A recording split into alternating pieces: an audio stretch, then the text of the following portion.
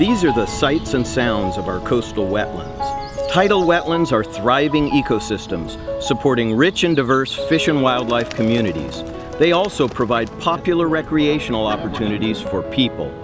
But it was not always this way.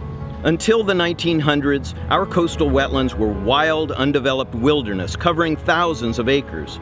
In those days, wetlands were simply known as swamps that bred disease-carrying mosquitoes, and we filled them in with dirt to reclaim the land. We didn't know then what valuable resources we were destroying. Unlike our eastern broad coastal plains, Southern California has steep, rugged creeks and rivers that plunge quickly to the shoreline. And that produces smaller, more isolated wetlands. In addition, we've destroyed more than 90% of the wetlands that were here 150 years ago. And that means we've lost all the associated functions and values that come along with healthy coastal wetlands.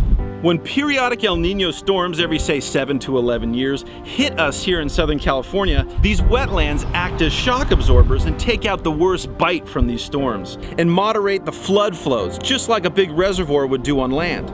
Degraded wetlands, like Biona and others, will not provide such benefits without a comprehensive restoration. We need that restoration to connect the ocean to the wetland to the land.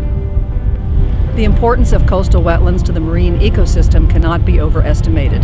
This is the place where detritus and sediments and nutrients come down from the land, from the mountains, get deposited in the wetlands, and are then recycled for benthic invertebrates, for birds, for fish, and ultimately for humans. Through our Coastal Conservancy Agency, Californians have reclaimed thousands of acres of wetlands along our coast since the 1970s, when the Coastal Act was first voted into existence. It's an incredible success story for we the people. Ironically, two of the most visible degraded wetlands will be among the last to be restored, at Biona and Malibu.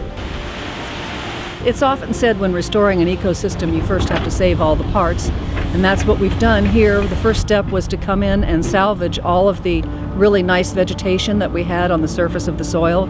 We had our plant growing contractor come in and scrape off and take big mats of salt marsh vegetation and take it back to their nursery for growing. Then we've come in and removed all of the unnatural fill that has been choking this wetland. The approach we're using is to use lots of heavy equipment because we don't want to drag this out. What we want to do is get in, get rid of the soil that's been deposited unnaturally, resculpt the land so it functions properly, and then get out again. We're expecting that within 2 to 3 years you'll be able to come in and you won't even know that we did the project.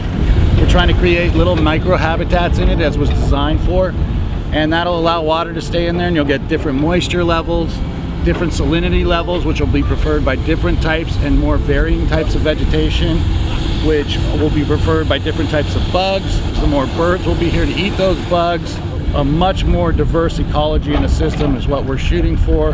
Where birds and fish will have a lot to forage on, where individual people will be able to come and see these wildlife species and enjoy this wonderful ecosystem.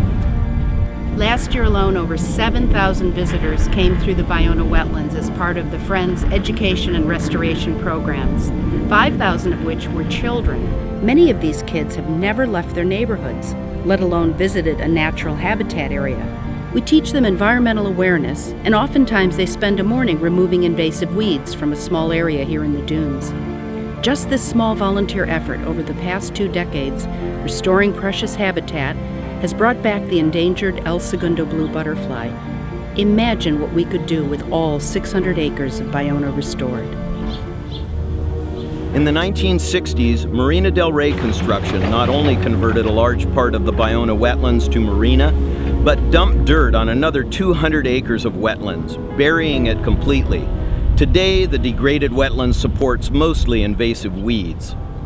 Whatever final plan emerges for the Biona restoration, it must remove all this dumped dredge material and restore a productive tidal marsh. Taxpayers spent $120 million purchasing this land, and it would be a terrible waste to leave it in this condition. Whether we restore a large open water area or just tidal channels, a lot of dirt has to be moved, and you can't do it by hand. Mechanized excavation and regrading has been proven at so many restoration projects, it would be foolhardy to use any other method. The time to take appropriate corrective action is now. For the sake of migratory birds, for the sake of local wildlife species and the intricate ecosystems that support them, More whimbrels just came in. and for the benefit of we the people, as wise stewards of the land that we're fortunate to inhabit.